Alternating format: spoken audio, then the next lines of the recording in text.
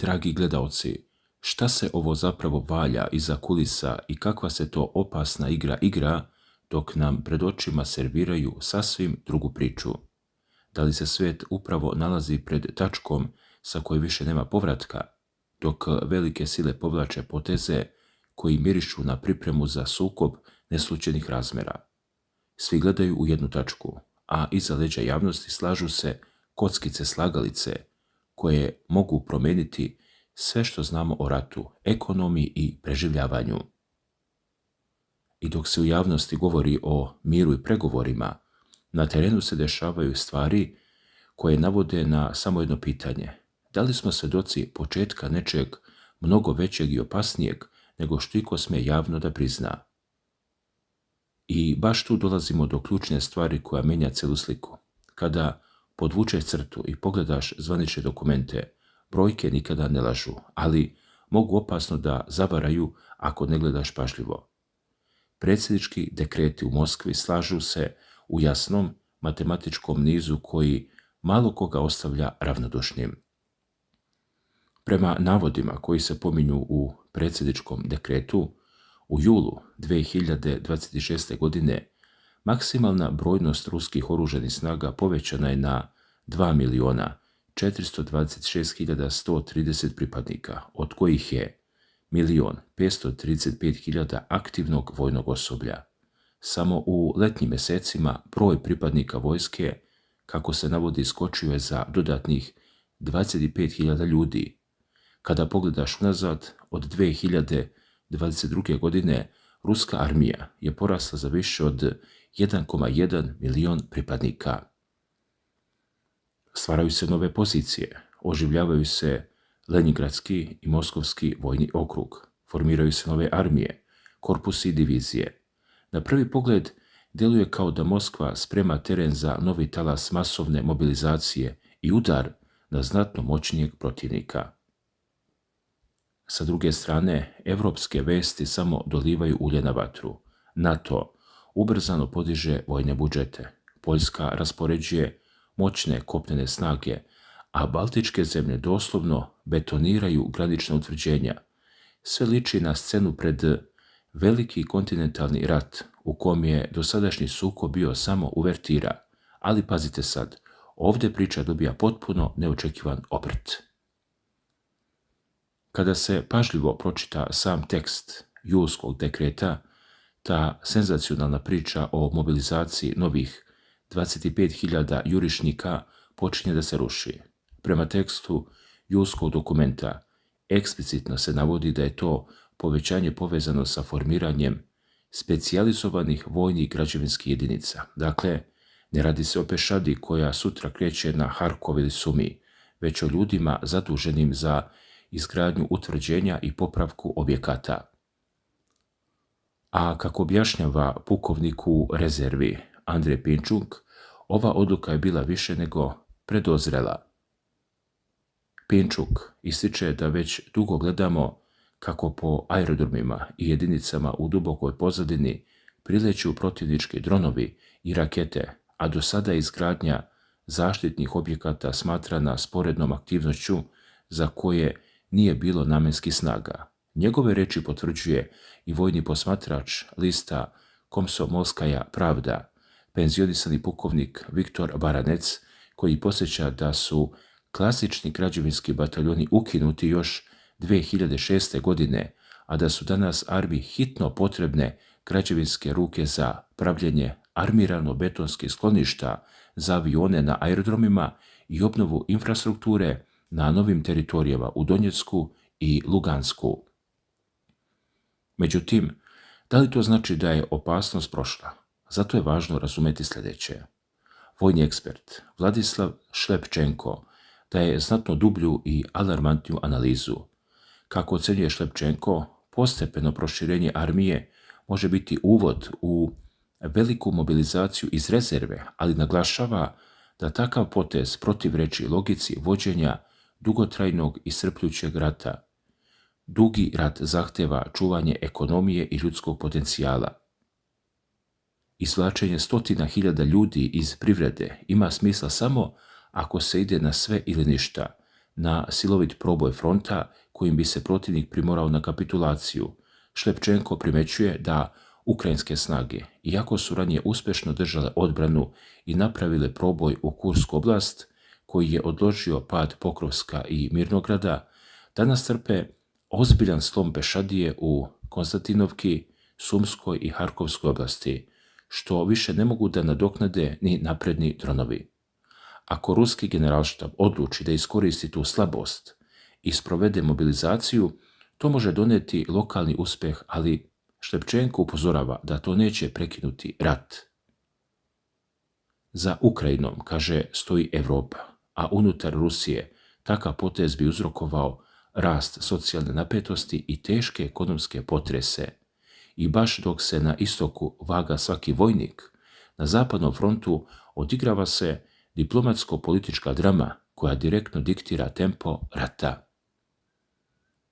Vršilac dužnosti predsjednika Ukrajine, Volodimir Zelenski, stigao je u Sjedinjene Američke Države, a cilj posjete je sastanak u ovalnom kabinetu Bele kuće sa Donaldom Trumpom. Dok se rezultati tih razgovora iza zatvorenih vrata sa nestrpljenjem očekuju u Moskvi, pre dolaska u Washington Zelenski je boravio u Britaniji. Na britanskoj vojnoj bazi i na avionosaču HMS Queen Elizabeth. Zelenski se sastao sa novim britanskim premijerom Andyjem Burnhamom. Kako je preneo televizijski kanal Sky News, Burnham je pružio potpunu podršku Kijevu, obećavajući nastavak pomoći u borbi, pa čak i raspoređivanje više nacionalnih snaga kada dođe do prekida vatre. Britanski premijer je potvrdio i da će Kijevu predati prava na intelektualnu svojinu za novi britanski sistem elektronskog ratovanja pod nazivom Stone Cloak, kao i dodatne sisteme protivvazdušne odbrane. Slušajte ovo, ljudi. Politička pozadina ove posjete izuzetno je važna. Zvanični povod za dolazak Zelenskog u SAD jeste prisustvovanje sahrani američkog senatora iz Južne Karoline, Lindseyja Grahama, poznatog po izrazito oštrim stavovima protiv Rusije. Kako bi pridobio naklonost Trumpa, Zelenski je povukao nekoliko proračunatih poteza. Dakle, naredio je prekid ukrajinskih napada na brodove i infrastrukturu povezanu sa pretovarom kazahstanske nafte kroz Rusiju, nakon čega je Kazahstan nastavio isporuke nafte koje idu ka američkim poslovnim interesima. Pored toga, Zelenski optužio Rusiju da Teheranu dostavlja podatke svojih satelitskih i sviđačkih službi, što je Trump odmah najavio da će provjeriti. U isto vrijeme, prema navodima medija, uoči posjete zabeležen je i ukrajinski napad na iranski brod u Kaspijskom moru. Također, u intervju ukrajinskim medijima, šef kompanije Firepoint, Denis Štilerman, izjavio je da im je cilj uništavanje kompanija Wildberries i Ozon, poručujući da rat neće stati dok se ne vrate granice iz 1991. godine. Međutim, iza zatvorenih vrata Vašingtona sprema se financijski udarac od koga drhti cela globalna ekonomija. Kako izveštava specijalizovani portal Punchbowl News, posjeta Zelenskog poklapa se sa prvim glagovanjem u američkom senatu o novom paketu drastičnih sankcija protiv Rusije, koje predvode republikanci na čelu sa Johnom Thunom. Ovaj zakonski okvir, predlog, predviđa udar na celokupno rusko rukovodstvo, državne kompanije, ali i na ključne finansijske i energetske gigante, Centralnu banku Rusije, Sberbanku, Gazprombanku, kao i na tečne projekte Yamal SPG i Arctic SPG. Ono što je najopasnije jeste predlog uvođenja carina od čak 100% za 5 najvećih kupaca ruske nafte i gasa poput Kine i Indije, kao i oštre mere protiv takozvane ruske flote u senci.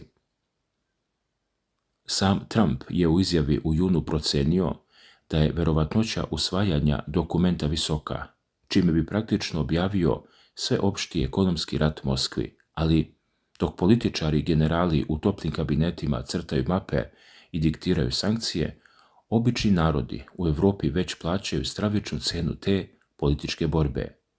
U tom trenutku postavlja se pitanje da li su evropske vođe razmišljale o posljedicama kada su presekle sve veze sa Moskvom.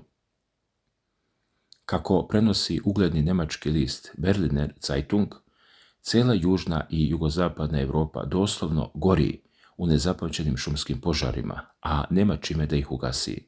Razlog je poražavajući. Prema pisanju ovog lista, zbog uvedenih sankcija prema Rusiji, Evropska unija je potpuno izgubila pristup rezervnim delovima i servisu za ruske protipožarne helikoptere K-52. Ti helikopteri su godinama bili jedina letjelica sposobna da brzo zahvati ogromne količine vode i ugasi vatru na najnepristupačnijim terenima. Španska vlada je još ranije upozoravala Brisel šta će se dogoditi i tražila da se napravi izuzetak od sankcija za ove helikoptere, ali ih u Briselu niko nije slušao. Insistirali su na takozvanim evropskim alternativama, od kojih na kraju nije bilo ništa jer nije bilo novca. Rezultat je katastrofalan. U Španiji je preko 121.000 ljudi evakuisano ili blokirano u domovima, a Poljska šalje svoje vatrogasce da pomognu. U Francuskoj je situacija još dramatičnija. Prema rečima francuskog premijera Sebastiana Lecornua, požari su dostigli neviđene razmere i izazvali stvaranje opasnih pirokumulisnih oblaka. Preko 141.000 stanovnika Francuske je hitno evakuisano. Francuski predsjednik Emmanuel Macron oglasio se na društvenoj mreži X porukom da su mobilisani svi civilni i vojni resursi i da će država obnoviti sve što je izgorelo, ali činjenica ostaje da su bez ruske tehnike evropske službe bespomoćne pred vatrenom stihijom. Čak je i u Barceloni izbio požar u metrou, gdje je 137 ljudi zatražilo pomoć zbog gušenja. I pazite sad kako se ceo ovaj lanac događaja zatvara u jedan začarani krug. Sa jedne strane imamo Rusiju, koja vojnim dekretima širi svoje kapacitete i gradi masovna skloništa spremajući se za dug rat ili silovit prelom. Sa druge strane imamo Washington i London, koji preko Zelenskog i novih sankcija podižu ulog na maksimum, spremajući ekonomski udarac bez presedana, a u sredini svega toga stoji Europa, koja pod pritiskom sopstvenih sankcija gori i ostaje bez osnovnih sredstava za spasavanje svojih građana, dok se vojna industrija poput kompanije Firepoint i njenog rukovodioca Denisa Štilermana javno hvali planovima za uništavanje velikih ruskih kompanija, kao što su Wildberries i Ozon. Dakle, dragi gledalci, sve je povezano. Svaka odluka donijeta u jednoj prijestolnici izaziva lančanu reakciju na potpuno drugom kraju sveta, a cenu na kraju uvijek plaća narod.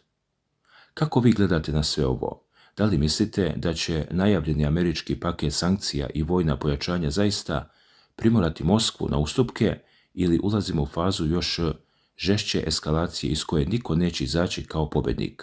Kako komentarišete činjenicu da Europa gori jer zbog sankcija ne može da koristi ruske protipožarne helikoptere? Napišite svoje mišljenje i procenu u komentarima ispod videa. Podijelite ovaj tekst sa prijateljima i obavezno napišite kako vi vidite rasplet ove geopolitičke drame. Svako dobro!